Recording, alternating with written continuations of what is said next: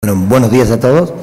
Estamos en la última parte de la mañana y supongo que estarán ya deseando ir terminando, pero bueno, nos queda esta última parte, que lo primero es a ATEGRUS reiterar nuestro agradecimiento. Cada año estamos aquí participando con vosotros y esperemos que por mucho tiempo más. Y con respecto a vosotros, decirles que la presentación que haré difiere parcialmente de la que ustedes tienen impresa en este momento. Y esto fue debido a que, bueno, con ATEGRUS pactamos hace bastante tiempo esta presentación, que era aprovechamiento de biomasa concretamente, y en aquel momento el objetivo era prácticamente en un 100% enfocarlo a lo que es cogeneración eléctrica. Imaginarán la razón por la cual me he permitido modificar esto, al menos parcialmente, porque a partir de la eliminación de primas, pues todo lo que es cogeneración pasó a estar desactualizado, y yo prácticamente espero y aspiro a que sea por un breve tiempo. La realidad indica que no será breve tiempo, por lo tanto le doy un enfoque mucho más de aprovechamiento térmico a partir de calderas de biomasa. Estos serán los temas que trataremos. Brevemente, quién es nuestra empresa, brevemente quién es la empresa que produce y fabrica junto a nosotros las calderas de biomasa, fundamentalmente para aplicación industrial. Aplicación industrial significa posibilidades de alta potencia y no solamente de aplicación en industrias. Cómo es el desarrollo de la instalación de una caldera de biomasa, ejemplos de instalaciones y, naturalmente, dejo el último paso para la cogeneración, fundamentalmente a partir de los ORC, el Organic Rankine Cycle, porque indudablemente que esto, hoy las primas están abortando este tipo de proyectos, pero indudablemente si el sentido común prima, esto volverá. La empresa con quien fabricamos es una empresa italiana, es Uniconfor, y lleva 50 años produciendo exclusivamente calderas de biomasa. Y nuestra empresa, Grupo Nova Energía, fue la primera en nuestro país que introdujo, valga la redundancia, la primer caldera de biomasa, por supuesto de agua caliente para calefacción.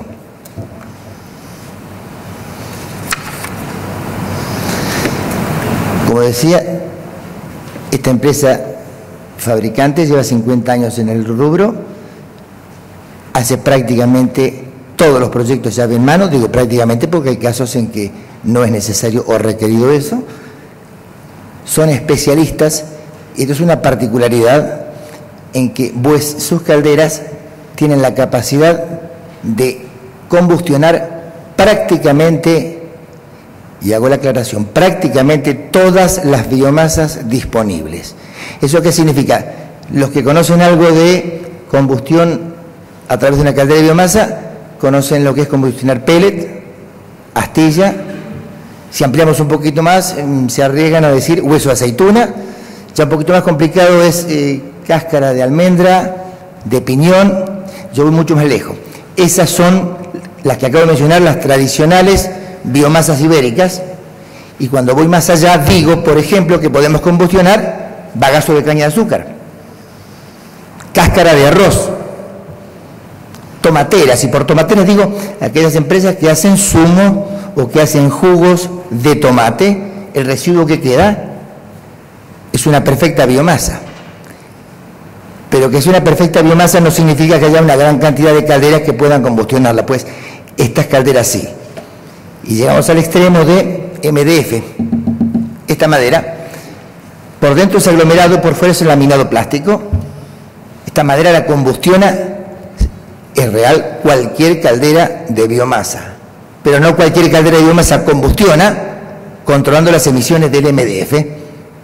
Ese es uno de los aspectos que nos hace absolutamente diferentes, porque en el mercado prácticamente no hay quien garantice, y naturalmente garantizado por escrito, de que sea capaz de combustionar con alta eficiencia y con emisiones por debajo de los límites permitidos. Y además la empresa tiene un software de simulación que es fundamentalmente para cuando hay algún tipo de biomasa que no ha tenido antecedentes. Actualmente estoy haciendo trabajos de desarrollo en Latinoamérica, puntualmente en Colombia, Chile, Costa Rica y Dominicana, Y por ejemplo, algo que no teníamos antecedente, desde Colombia trajimos cisco de café, que es un poco el residuo que queda de la producción cafetera, para hacer ensayos. Esta empresa tiene ese software de simulación y los laboratorios que hacen que valoricen si realmente el PCI, el poder calorífico inferior de este tipo de biomasa, es factible y es económicamente viable. Como les decía, nuestra empresa, bueno, fue la primera que trajo calderas de biomasa a España. Tenemos la capacidad de, los equipos que disponemos son integrables entre sí, y lo digo muy brevemente, calderas de biomasa de absolutamente todo tipo, máquinas de absorción, no hablaremos de ella, pero bueno, para los que no conocen, una máquina de absorción es una filtradora de agua que en lugar de usar electricidad, utiliza energía térmica para funcionar y turbinas de generación eléctrica a partir de vapor.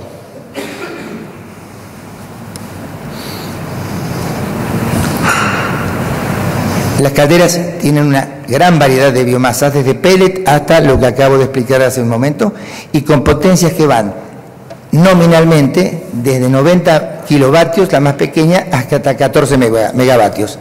A partir de esa potencia se analiza específicamente el proyecto para ver si es viable o no producir una caldera de 20 o 30 megavatios, que son, bueno, las superpotencias.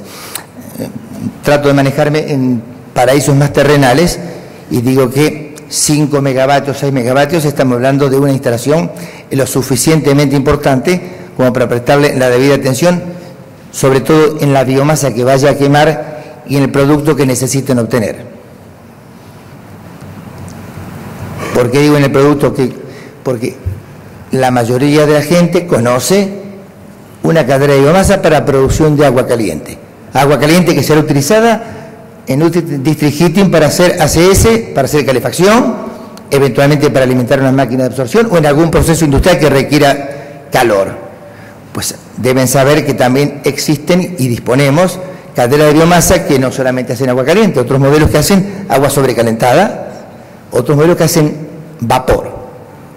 Dentro de lo que es vapor, hay dos alternativas: vapor saturado y vapor sobrecalentado. Las primeras son pirotubulares, las segundas son acuatubulares. Y las que hacen también aceite térmico. Es decir, todo lo que puede existir a partir de una caldera, no le pongo la palabrita biomasa, todo lo que se pueda conseguir a partir de una caldera existe también en calderas de biomasa. Es decir, que cualquier tipo de aplicación, y una de las grandes áreas que se estaban desarrollando muy fuertemente eran las instalaciones de cogeneración.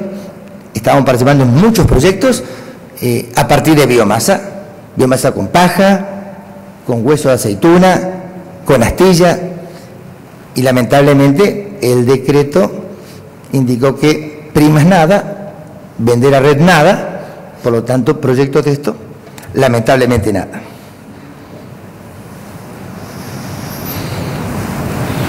Este es un poco el lema de la empresa: producimos tecnología para la conversión energética del pellet y de la biomasa proveniente de la agricultura o de la industria de la madera o de la industria forestal. Acá hago para los que no conocen demasiado la biomasa, alguien alguna vez me ha comentado, dice, pero lo que van a lograr con la biomasa es el total desmonte. No se cortan árboles para producir astillas, se usa la limpieza de bosques para producir astillas. Los únicos árboles que se cortan son los que la industria forestal, porque el árbol haya cumplido su periodo de vida útil, lo debe cortar, no que lo quiere, lo debe cortar y reemplazarlo. Hay comunidades que lo reemplazan por 2 nuevos árboles o por 3 nuevos árboles. Así que de desmontar absolutamente nada. Esto más bien, si yo le quiero dar un enfoque, es la limpieza de bosques. Da 2 alternativas: prevención de incendios y aprovechamiento de algo que hasta hace no demasiado tiempo era, en muchos casos no se hacía porque no tenía un valor agregado, no había en qué usarlo, y naturalmente limpieza de bosque tiene un coste que no redituaba finalmente en nada. Ahora sí, para la mayoría de los ayuntamientos, sobre todo de zonas boscosas, es muy difícil encontrar uno que no tenga algunos de sus establecimientos, y por establecimiento digo polideportivo, digo la escuela, digo la iglesia, que no tengan una caldera de biomasa de la calefacción y o el ACS y que esté utilizando la limpieza de los bosques proveniente de su región. Es decir, eso es eficiencia energética llevado a un plano absolutamente práctico, económico y operativo. Biomasa es todo lo que les acabo de comentar. Perdón. Ese es el aspecto de la astilla. Perdón. Control.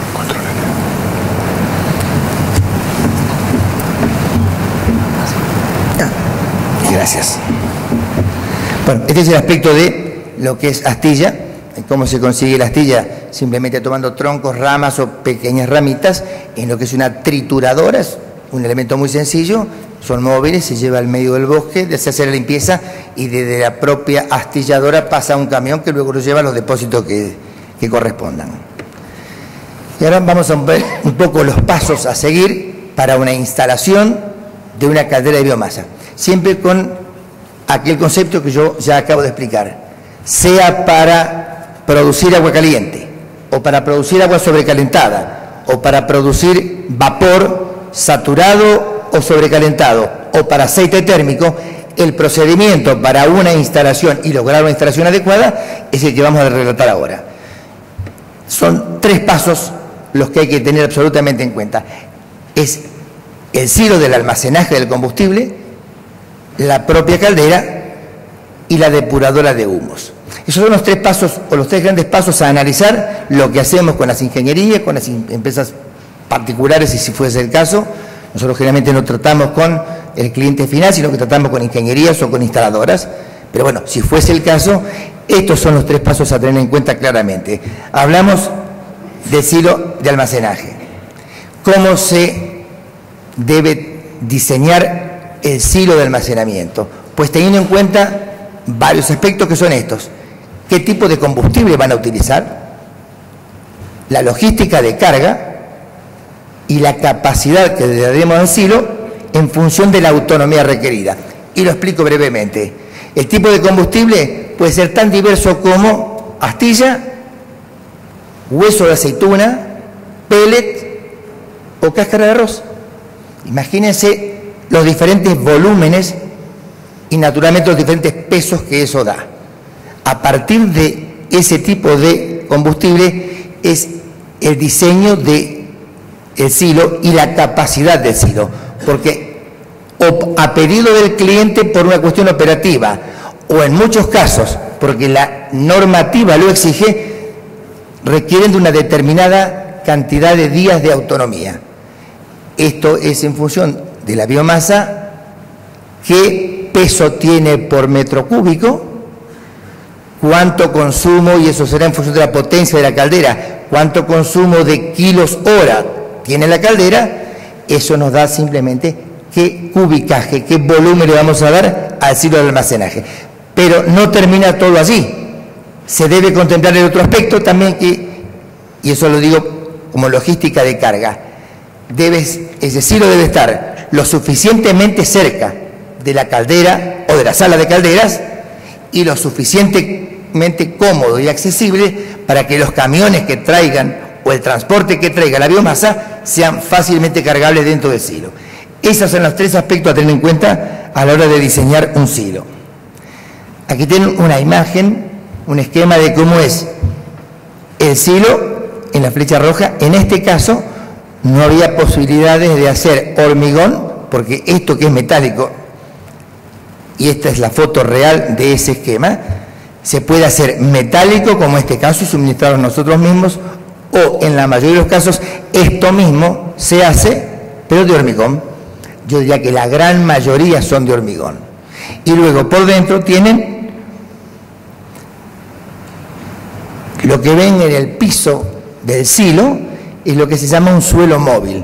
El suelo móvil, sobre todo apto o requerido para altas potencias, porque se manejan muy grandes volúmenes de biomasa, pues el suelo móvil es lo más eficaz para mover grandes cantidades de biomasa.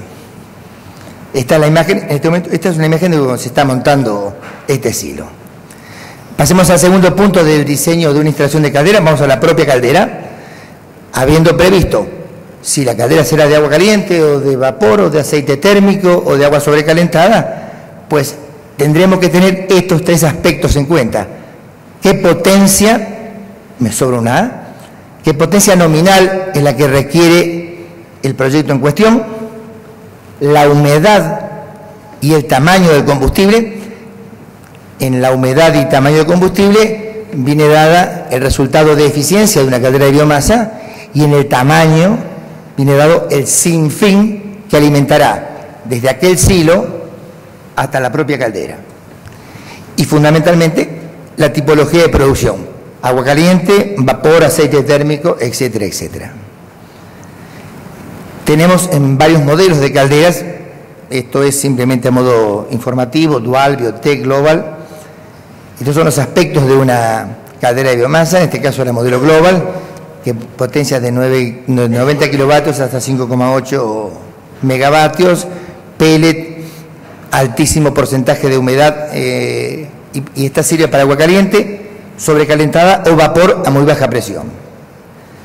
El modelo Biotech ya lo que admite es biomasas, digo las diferencias que hay simplemente con la anterior, biomasas con mucho más contenido de humedad, acá en base seca hasta un 80%. Este es el aspecto interior de una cámara de combustión, dependiendo naturalmente de la potencia, siempre insisto en lo mismo, pero cualquier persona cabe parado en este caso. Esto es lo que se llama el suelo móvil de la parrilla de combustión, no confundir con el suelo móvil que mencionaba antes, que es la base del silo, que es para mover la biomasa. Esto es el interior de la cámara de combustión y es una parrilla móvil. Esas pequeñas hendiduras que se ven son simplemente para que el aire primario, que favorece la combustión, ingrese por debajo. Y además, por esos mismos huecos, va cayendo la ceniza de la biomasa después de ser combustionada. Y finalmente la caldera Global, el modelo Global, es el que está apto para todo tipo de biomasas y todo tipo de producción, desde agua caliente hasta aceite térmico. Esto es un esquema de cómo,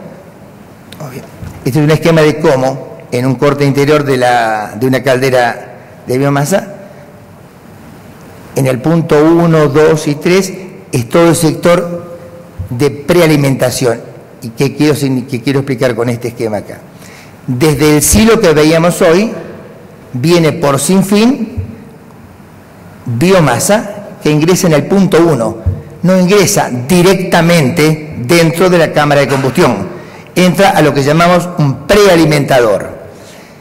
¿Por qué se entra un prealimentador? Luego baja el punto 2, punto 3 y después si otro nuevo sinfín lo introduce en la cámara de combustión. Pues simplemente porque en ese sector están todos los controles de seguridad, porque deben saber que en cámara de combustión hay más presión que en el tornillo sin fin que está alimentando la biomasa. Pues cualquier desbalance de producción puede producir lo que se llama un retroceso de llama. Un retroceso de llama lo que indicaría es simplemente incendiarse todo lo que de allí hacia atrás esté involucrado. Pues hay 3 o 4 sistemas de seguridad. Uno de ellos fundamentalmente es detección de temperatura en el sinfín alimentador. El que está ingresando ya, que están viendo ustedes, en la cámara de combustión, detección de temperatura allí. Cuando detecta los termómetros una temperatura no habitual, lo que hace es cerrar lo que se llama, es una compuerta antirretorno, y además hay un segundo sistema que es de inundar todo el sector para humedecer, es decir, lo que automáticamente significa que no hay ninguna posibilidad de retroceso de llamas. La legislación en muchos países ya está implantada, aquí también. En muy pocos la controlan. Aquí aún no se controla adecuadamente, lo mismo que las emisiones, pero llegará. Estos son los sistemas de seguridad que son absolutamente exigibles en muchísimos países de Europa, pero además controlados. Aquí también son exigibles, pero aún no se controlan adecuadamente. Esto es simplemente un ejemplo de cómo puede ser una especie de silo subterráneo Es decir, la misma caldera, deben comprender de que la caldera de biomasa con respecto a una caldera de gasoil o de gas natural son bastante parecidas. Exteriormente en potencia tienen un volumen bastante parecido. La gran diferencia de una caldera de biomasa es todo el sistema de alimentación. Por lo tanto, normalmente trabajamos con proyectos a partir de planos en AutoCAD para ver exactamente dónde ponemos el silo. La caldera es muy sencillo. La sala de caldera mide tanto por cuánto, de tanto de altura y se terminó y ya está. Lo que nunca está suficientemente claro es dónde ponemos el silo y cómo hacemos la alimentación. Para eso tenemos el departamento técnico que, como digo, a partir de planos da solución a prácticamente todos los casos. Y créanme que si tuviéramos más tiempo, verían casos absolutamente extraños y bueno, que se han resuelto finalmente. Pero esto es un ejemplo de un silo subterráneo. Decíamos que eran 3 los pasos, el último es el depurador de humos, y el depurador no es más ni menos que los filtros, llamado muy conceptuosamente, le decimos depuradoras de humo. No, son los filtros que hay de varios tipos. ¿Y cómo se selecciona el filtro? En función de la normativa aplicada y fundamentalmente a solicitud del cliente. ¿Y por qué digo estos dos casos? Simplemente porque la normativa en cada país o en cada región o en cada comunidad dice que tendrá una determinada cantidad de ppm. Y después el cliente decide realmente si pone o no pone este accesorio, que en algunos casos cuesta tan caro como una caldera. Si lo pone o no pone, ¿saben por qué? Porque, como les decía antes, aquí la ley está, pero no se controla. Y esa es la realidad, aún no se controla. En países de Europa, esto es absolutamente, como decía, exigible, todo el mundo lo instala, porque allá caen por sorpresa a hacer análisis de humo, y si te pillan que estás emitiendo por encima de la normativa, automáticamente precintan y clausuran la instalación. Solamente no clausuran y ponen veramalla con opción de aplicación en el sector sanitario, en el resto, no importa qué tipo de producción estés haciendo, te clausuran la instalación. Y después tenés un muy buen tiempo para que vuelvan y tú hayas resuelto el problema, además de la multa. Bueno, eso como ley aquí también está, pero cuando agrego esta frasecita, solicitud del cliente, el cliente decide, firmando naturalmente un compromiso que es de su responsabilidad no haber instalado el depurador de humo. 2 tipos de filtros, en algunos casos combinados, dependerá del tipo de biomasa que estemos combustionando. O es multiciclón, o es filtro de mangas, o son ambos. Allí tiene el aspecto de un multiciclón, que es el que está pegadito a la caldera, y al lado lo que es el filtro de mangas. Esto es una foto también real de lo que es un filtro de mangas. Esto es lo que controla todo lo que son emisiones después de haber pasado la limpieza en la propia cámara de combustión. En la propia cámara de combustión, por el tipo de pasos que tiene los humos calientes para agua caliente o para... Después de todo eso que ya va depositando partículas, va el multiciclón, va un filtro de mangas. Esto es lo que garantiza absolutamente que estés por debajo de las emisiones que estén siendo solicitadas. Voy a mostrar muy rápidamente algunos ejemplos, son todos ejemplos reales esto acá. Una potencia de 700 kilovatios, un silo de 150 metros cúbicos. Este es un detalle. En todas las instalaciones, al menos en Europa, en estos casos son en Italia, hay un control en la instalación en tiempo real, 24 horas al día, de monóxido y de oxígeno. Esto es lo que viene a controlar a aquellos inspectores que les comentaba. Este es el caso y un poco la foto de cómo la caldera con un silo subterráneo. Esto es lo que explica. Acá se está montando, en este caso es un silo de hormigón, allí se está montando lo que es el suelo móvil. En otro caso tenemos 2 calderas de 2.900 kilovatios, un silo de 200 metros cúbicos. Estos datos simplemente son para que tengan en cuenta que estamos hablando y haciendo una relación de la potencia térmica que estamos planteando, la capacidad de los silos. Son realmente silos muy grandes. Este es el plano de las 2 calderas y a la izquierda está lo que es el silo con suelo móvil. Estas imágenes y la foto está tomada simplemente a los efectos de tener en cuenta, con respecto a una persona normal, la altura que tienen estos equipos. Dependiendo, como digo, de las potencias, podemos hablar tranquilamente de 5 o 6 metros de altura por 8 o 10 metros de largo. La última instalación la hicimos en Valoriza, en Puente Genil, nada más que en este caso es una caldera de 40 megavatios térmicos para suministrar vapor a una turbina de 10 megavatios eléctricos. Bueno, la caldera tiene aproximadamente 25 o 30 metros de alto, tiene una profundidad de unos 12 metros y un ancho de 4 o 5. Y permítame simplemente 2 segundos mencionarles una anécdota. Estamos haciendo una visita con una serie de ingenierías que me pidieron de visitar esa instalación. Estaba esa caldera y el director de planta que le estaba haciendo la demostración le decía, bueno, ¿alguien se anima a decir qué es esto?